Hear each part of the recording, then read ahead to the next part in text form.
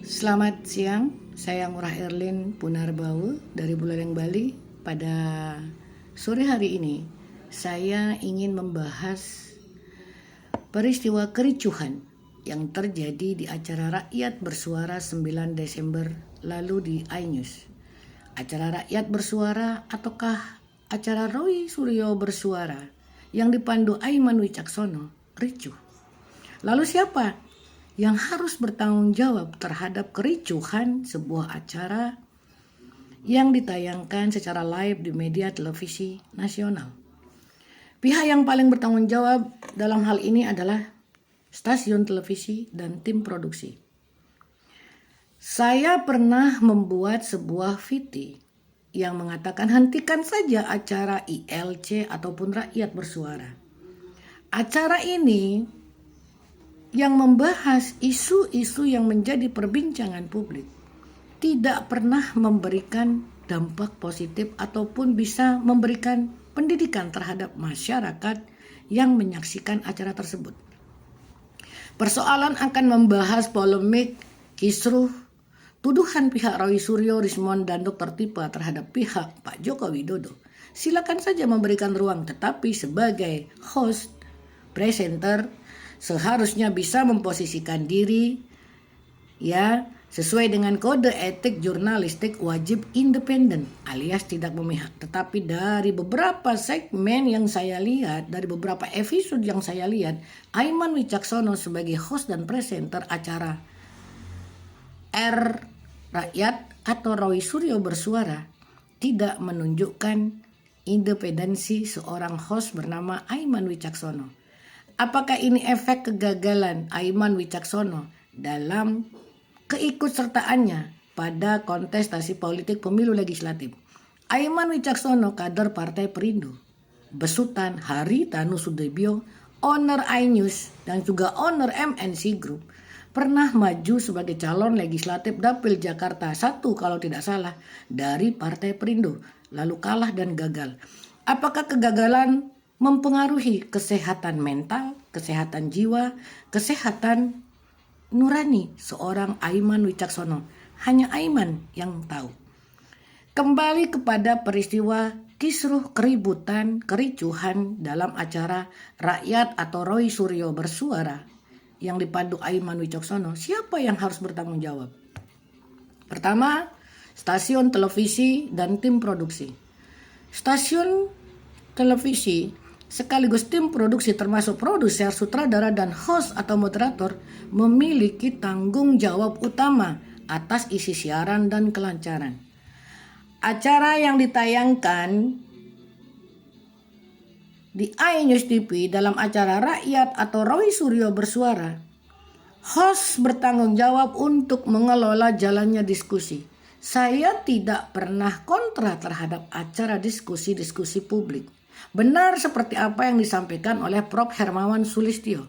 Ketika beliau hadir di acara ILC yang dipandu Karni Ilyas, beliau sampai mengatakan tidak akan bersedia lagi menghadiri acara yang dipandu oleh Karni Ilyas atau acara-acara serupa. Kenapa?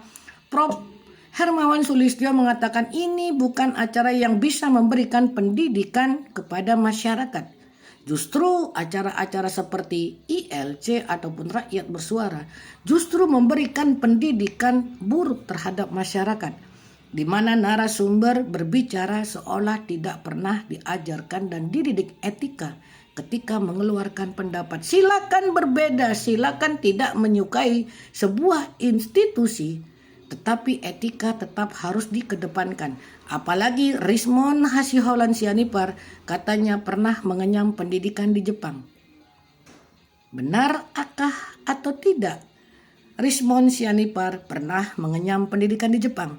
Jika pernah, mengapa bertahun-tahun di Jepang tidak mampu mengikuti bagaimana pola pendidikan orang-orang Jepang? Dan Komisi Penyiaran Indonesia berkali-kali acara Rakyat Bersuara atau Roy Suryo Bersuara yang dipandu Aiman Wicaksono mempertontonkan keributan-keributan caci maki dan lain sebagainya, tidak pernah mengeluarkan statement atau apalagi memberikan peringatan terhadap produser dan televisi tersebut. Dan di sini saya akan mention Lukas Luarso yang saat ini memiliki posisi penting di Dewan Pers sebagai sekretaris eksekutif di Dewan Pers, Lukas Luarso. Tetapi apa yang bisa diperoleh dari seorang sosok sekretaris eksekutif Dewan Pers? Dia saja sebagai orang yang memiliki posisi penting di Dewan Pers memiliki karakter dan kualitas mulut yang sama dengan bebas menyebarluaskan berita bohong, bahkan melakukan justifikasi kepada orang lain, mendowngrade relawan Jokowi. Lalu apa yang bisa diharapkan dari petinggi-petinggi Dewan Pers?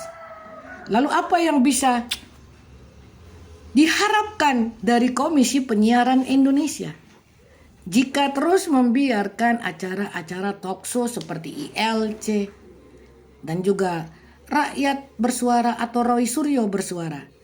Lalu pihak lain yang wajib dimintakan pertanggungjawaban adalah siapapun yang menjadi sumber pertama kericuhan dalam sebuah acara.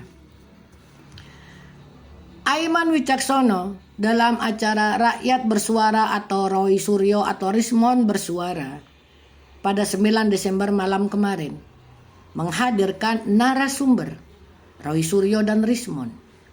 Ya, 2 tersangka dari 8 tersangka lainnya dalam kasus laporan Pak Joko Widodo ke Polda Metro Jaya. Dan selama 6 bulan ke depan Roy Suryo, Rismon, dan Dr. Tifa wajib lapor kepada aparat kepolisian Polda Metro Jaya dan juga dicekal selama 6 bulan ke depan terhitung dari bulan November hingga 6 bulan ke depan. Saya ingin menjelaskan kepada rekan-rekan dan teman-teman semua kenapa Kanjeng Raden Mas Tumenggung Roy Suryo Noto Diprojo, Rismon Hasiholan Sianipar, dan Dr. Tifa Uzia wajib lapor seminggu sekali. Saya ingin memberikan dasar hukumnya. Pasal 31 Kitab Undang-Undang Hukum Acara Pidana mengatur tentang penangguhan penahanan. Artinya kenapa Roy Suryo, Rismon, dan Dr. Tifa wajib lapor? Karena penahanannya ditangguhkan. Ketika 3 tersangka dari klaster kedua kasus laporan Pak Joko Widodo ke Polda Metro Jaya pada pemeriksaan kali pertama sebagai tersangka pada 13 November lalu ditangguhkan penahanannya dengan alasan akan menghadirkan bukti baru dan saksi ahli yang mungkin bisa merengankan. Sehingga sesuai dengan pasal 31 Kitab Undang-Undang Hukum Acara Pidana, ketiga tersangka dari klaster kedua tidak ditahan setelah dilakukan penyelidikan sebagai tersangka pada 13 November lalu. Ada permintaan penangguhan penahanan dan konsekuensinya seminggu sekali ketiga tersangka tersebut wajib lapor dan dicekal untuk melakukan perjalanan ke luar negeri. Lalu apa yang ingin saya sampaikan berkaitan dengan wajib lapor, dicekal, lalu hadir di acara Rakyat Bersuara?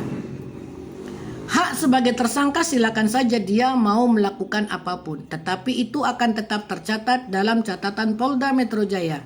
Hal-hal apa yang dilakukan, statement-statement apa yang disampaikan, ataupun narasi-narasi apa yang disampaikan ke hadapan publik, jangan dikira itu tidak akan dijadikan catatan Fulgoso. Dan sebagai penutup dari PT saya saat ini adalah Aiman Wicaksono dan iNews TV.